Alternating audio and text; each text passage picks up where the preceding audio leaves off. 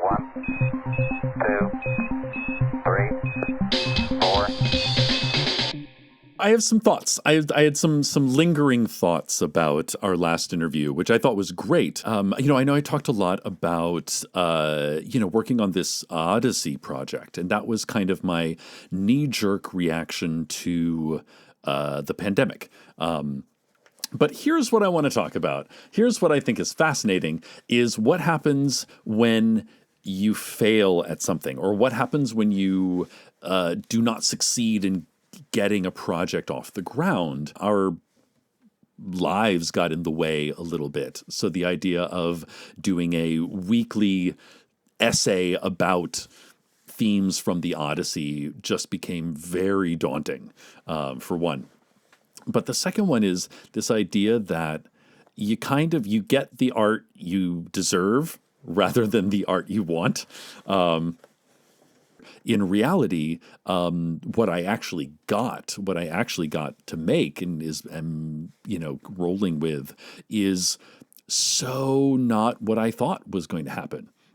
In that I started a new horror podcast, like a horror chat podcast with one of the writers of Night Vale, and it's been amazing. It's been so good, and it really is the art that I deserve rather than the art that I had aspirationally dreamt of making.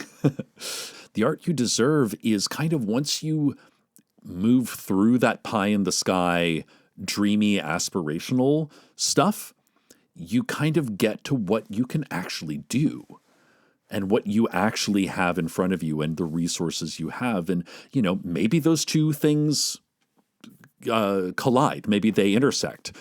But in my case, they did not. One of my very first acting teacher in undergraduate was this great guy. He was a phenomenal actor and an exceptional teacher of acting named Paul Castle. His motto was "Dare to fail gloriously." You have to dare to reach for the stars. You have to dare, but not only that, but you have to dare to fail, and you have to dare to fail gloriously. This Odysseus project is such a perfect example in that in my brain, it would have been glorious. It was kind of the thing that got me all the National Endowment for the Arts, and, I'll be traveling the world and doing this one-man project forever, and this is what I will grow old and retire with and, make my name in American theater. Fuck no, that didn't happen.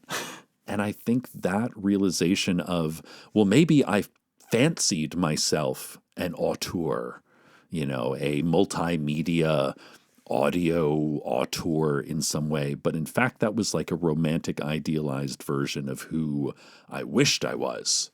I wished I could be, as opposed to who I actually fucking am. And it turns out the person who I fucking am is moved in a different direction.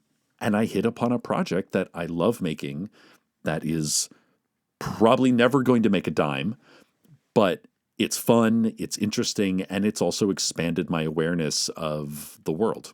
So I think in that way, it is kind of this project that I deserved, rather than the project that I clutched my pillow close to my bed. Like, I wish I was famous. I wish I was a genius. So it's called Random Number Generator Horror Podcast number 9. And it is grown out of, I'd say it's a hybrid of 3 different branches from my life. And the first is my personal genuine love of horror movies, film in general, especially world cinema, but specifically the horror genre. It's something I've always been interested in. It's aesthetically, it is where I'm at. Like it's not a defining thing, but it is something that I keep going back to and has not yet run dry. Starting at the age of 12 and going now to the age of 41. The other branch is Welcome to Night Vale. So I got involved in this podcast, Welcome to Night Vale, almost 10 years ago now. And we're almost up to 200 episodes. The numbers for Night Vale are just like staggering. And it's, like we were the most downloaded podcast in the world for a hot minute. And, I got a chance to tour, I think, 46 states, 45 states, 12 different countries around the world, hundreds of thousands of fans have seen this live performance, and it was amazing. However, 2020 was a little crazy, and it just kind of shook everything up. And the third is, what was the third? I remember what it was. Ha, ha, ha, ha, ha. And that's the Neo-Futurists. The Neo-Futurists. And, I was a New York Neo-Futurist for many years. I performed with the San Francisco company. I performed with the London company. I performed with the New York company. It aesthetically, much like horror movies, that their aesthetic, which is no fourth wall, you are who you are. You're doing what you're doing. You are where you are. Making more experimental theater. It resonated with me. These three things: Night Vale, a love of horror films, and the sort of randomness, the controlled chaos that is the neo-futurist aesthetic, all came together in this podcast. So the idea is. It is one of the co-writers of Welcome to Night Vale. His name is Jeffrey Craner, and Jeffrey Craner is terrified of horror movies. However, I think in the face of the pandemic and this oh my gosh, I've got 14 hours of awake time between now and sleep time. What am I going to do with myself? I think like a lot of people, they turn to film, and they kind of use that time to catch up on movies that they've always wanted to watch. And in Jeffrey's case, it was unlocking the gate that led to the kingdom of the horror genre. One of the things we learned very early on is that there is nothing less interesting than watching two white dudes or listening to two white dudes go, "What movie do you want to watch?" "I don't know. What do you want to watch?" "What do you want to watch?" "I don't know. What do you want to watch?" Death. That is pure death. And so we kind of hit upon this idea of a monster die and a style die. So we have a 6-sided die running with various different horror monsters: vampires, werewolves, aquatic, creeping flesh, aliens, extra. We've hit quite a few thus far, and and we continue to repeat them, and we throw them. It's all kind of freeform. And then the style die is obviously a style: a British horror, Italian, Japanese, black and white. Things like that.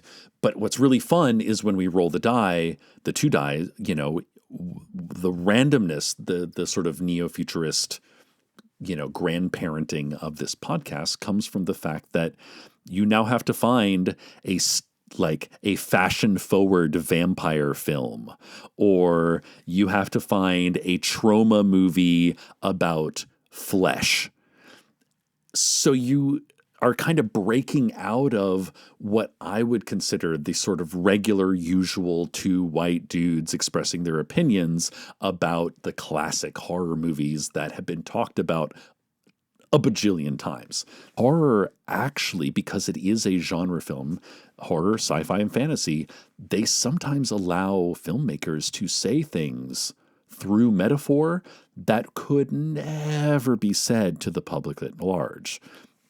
In case of Invasion of the Body Snatchers, all of the people who wrote it, the directors, we're talking the height of the McCarthy era, the height of the Red Scare, as well as the height of the Pink Scare, in which, gay men living in closets, having beards, wives as beards, and all that sort of stuff.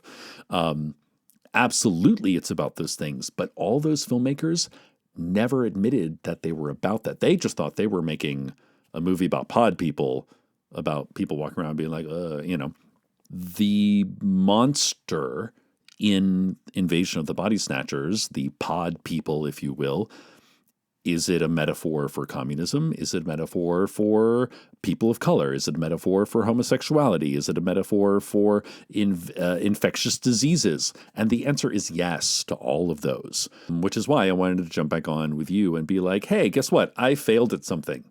And you know what? I'm okay with that. It's a really hard thing to do, to look at a big old mess and go, well, I feel like a failure because I didn't congeal this mess into something beautiful and perfect. However, however much that stings, that bruise to your ego, I think one of the things that is kind of amazing about it is that out of the wreckage, you might be able to find pieces that do work. Or when you do pick up that wreckage of mess, you might be able to look at it in different eyes. Like time will give you new outlook on things.